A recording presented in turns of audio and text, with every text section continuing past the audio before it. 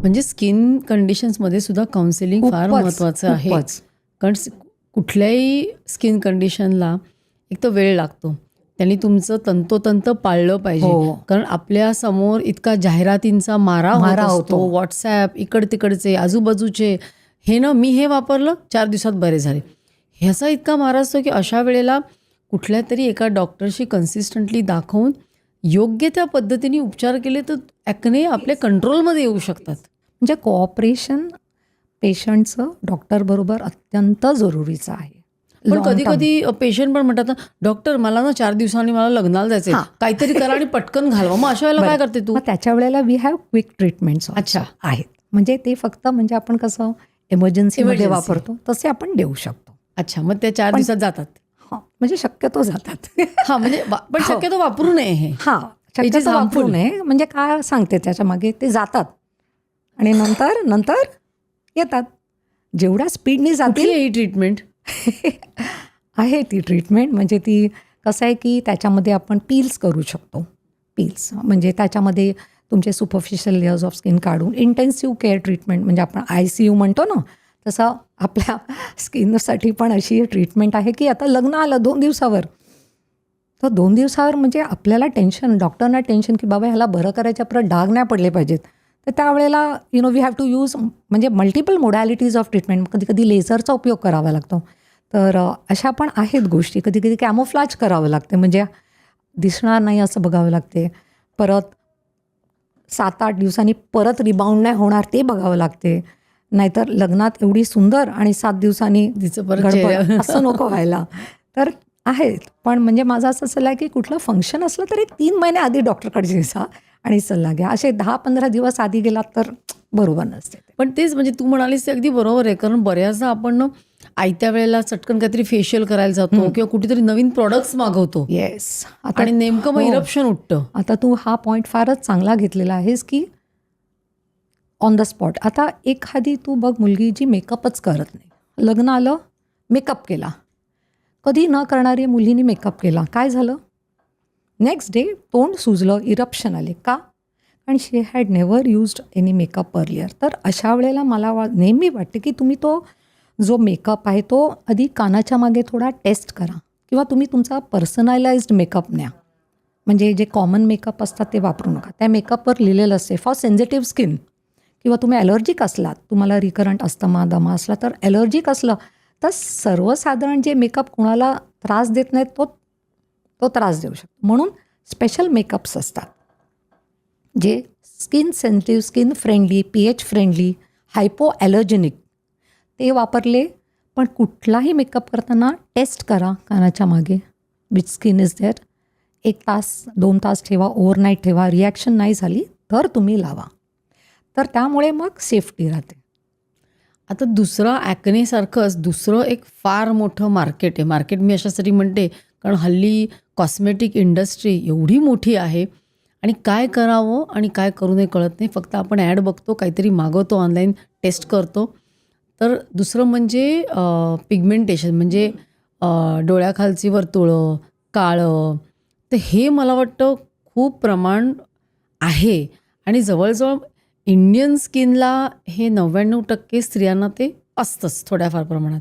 तर त्याच्यावर म्हणजे त्याच्यासाठी काळजी कुठली घ्यायची किंवा असेल ते कशामुळे होतं पिगमेंटेशन? कारण म्हणजे मला असं वाटतं की पिगमेंटेशन 100% नाही जात ना गं? नाही, अगदी बरोबर आहे तुझं म्हणणं. त्याच्यामध्ये आपल्याकडे अंडर आय डार्क सर्कल्स खूप कॉमन आहेत. गालावर वांग म्हणतात किंवा मेलाझ्मा म्हणतो. प्रेग्नन्सी नंतर होतं ते. आणि मानेवर काळे डाग आहेत.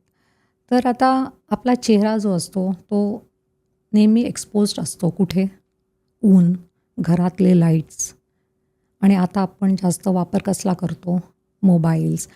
तर हे सगळे sunlight is a very strong factor for pigmentation जे असते ना ते वाढते. आता मोबाईलमध्ये ब्लू लाईट असतो. Blue light is a very powerful light. तो पेनिट्रेट होतो आणि पिगमेंट स्टिम्युलेट करतो. आपल्या चेहऱ्यावरचे पण? येस. अच्छा, तुझं म्हणणं मोबाईल बघून येस, बघून मोबाईलमध्ये ब्लू लाईट असतो. टॅबलेट, लॅपटॉप ते सोड. Fluorescent lights, LED lights, TV screens. म्हणजे एक वेळ तो म्हणेल मी उन्हात तर जात नाही तरी का काळे झाले. पण हे सगळे लाईट सोर्सेस आहेत त्याच्यामध्ये पण जे लाईट असतात इट पेनिट्रेट्स द स्किन आणि एक्झिस्टिंग जे काय पिगमेंट असते ते स्टिम्युलेट होऊन काळा रंग येतो. आता अंडर आय सर्कल्स तर फिजिओलॉजिकल कॉजेस म्हटलं तर आपण कमी झोपलो तर डोळ्यावर स्ट्रेन येतो. एक्सेस यूज ऑफ मोबाईल केला तरी स्ट्रेन येतो. कधी कधी फिमेल्समध्ये आयर्न डेफिशियन्सी ॲनिमिया असतो. डायटिंग करतात, मग सप्लिमेंट्स ते घेत नाहीत, मग काय होतं डेफिशियन्सी होते आयर्नची, झिंक, व्हिटॅमिन डी, कॅल्शियम. तर ह्या सगळ्या गोष्टींनी आपल्या सर्वात नाजूक स्किन बॉडीतली डोळ्याच्या खालची खूप थिन स्किन असते, खूप असर पडतो. आता हे जे आपण पिगमेंटेशन म्हणतो ते 2-3 प्रकारचे असतात. एक म्हणजे कॉन्स्टिट्युशनल की फॅमिलीजमध्ये रन होतात, पण सन एक्सपोजर त्याच्याबरोबर आला तर ते अजून डार्क होतात. ह्या सगळ्या lifestyle diseases, obesity, fatty food consumption, त्यामुळे काय होतं की आपली स्किन एज व्हायला लागते आणि इकडे यंग एजमध्ये पण you start seeing loose skin, wrinkles आणि मग बॅग दिसायला लागते 30-40 इयर्स. तर त्याच्यामध्ये हे आपण जे आपले फूड जे खातो, प्रोसेस्ड फूड, मग fatty food, fried food, chips, हे सगळं प्रमाण कमी करावं लागते. That is added factor. आता हा जो मेलाझ्मा म्हणतो तो नॉर्मली प्रेग्नन्सीमध्ये येतो, पण येतो लाईट असतो, पण तोच माणूस कंटिन्युअस 12 तास 10 तास टू से उन्हात, स्पेशली 10 ते 2चं ऊन इज अ व्हेरी बॅड ऊन, ज्याच्यामध्ये रे स्ट्रॉंग असतात. तुम्ही 2 मिनटं जरी गेलात विदाऊट प्रोटेक्शन तर ते काळे डाग खूप वाढतात. कधी कधी काय काय गोळ्यांमुळे पण वाढतात. आणि बेसिकली हे जे डाग जे असतात, तुम्ही म्हणाले ना की प्रेग्नन्सी येतात, ते कधी जात नाहीत पूर्णपणे, पण वाढू शकतात. तर ते कमी करायला आपल्याला स्ट्रॉंगली सनस्क्रीन्स वापरावे लागतात. सनस्क्रीन्सने काय होतं, तो बेसलाईन काळा डाग तेवढाच राहतो आणि जास्त काळे होत नाही. That is one part. Sunscreens तुम्ही चूज करताना आपण SPF बघतो, सन प्रोटेक्टिंग फॅक्टर. आपली skin normally dark skin as compared to Europeans, तर आपल्याला SPF 30 बस होतो, पण 40-50 भरपूर आहेत SPF. पण असं नाही की जास्त SPFचा तुम्ही वापरलात तर काही चांगला रिझल्ट येईल. Amount to be used is important.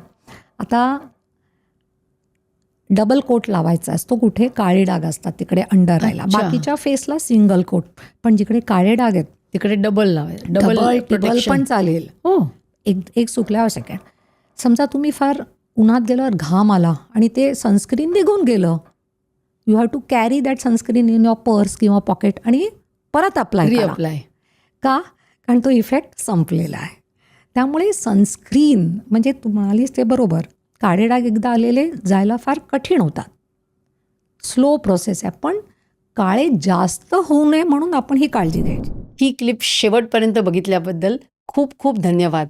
संपूर्ण एपिसोड बघण्यासाठी खाली दिलेल्या लिंकवर क्लिक करा आणि सर्व काही चॅनलला सबस्क्राईब करायला विसरू नका.